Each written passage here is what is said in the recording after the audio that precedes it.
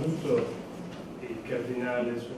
to the Church in Need stops the bleeding. At the presentation of its annual report, the organization exposed severe, forgotten conflicts like those in India.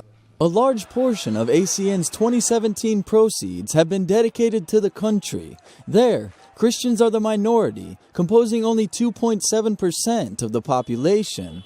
The organization reports an atmosphere of persecution and that the number of anti-Christian attacks exceeded 700 in the past year.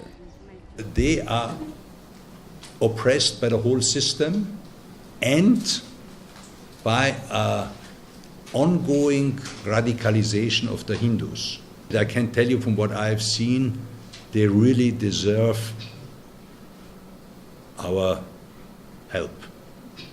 It's a very, very serious situation.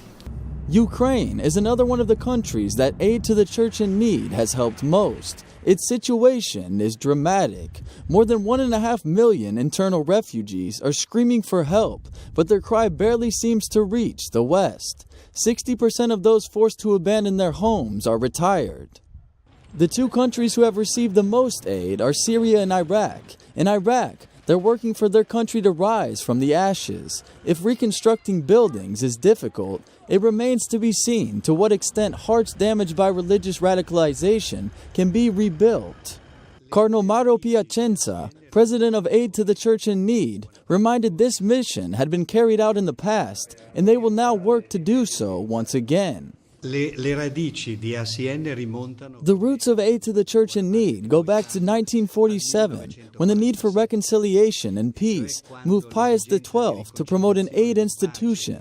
Families had to be rebuilt, orphans and widows had to be taken in, the elderly had to be helped. It was reconstructing consciences hardened by hate and resentment, and above all, by the poison of ideology. To make this mission reality, ACN and other non-Catholic churches have developed the Marshall Plan for Christians in Iraq, an aid plan for feeding 95,000 people from the Nineveh Plains and financing the reconstruction of 200 dwellings. The project aims to help them both materially and spiritually to heal the scars left by ISIS in their country.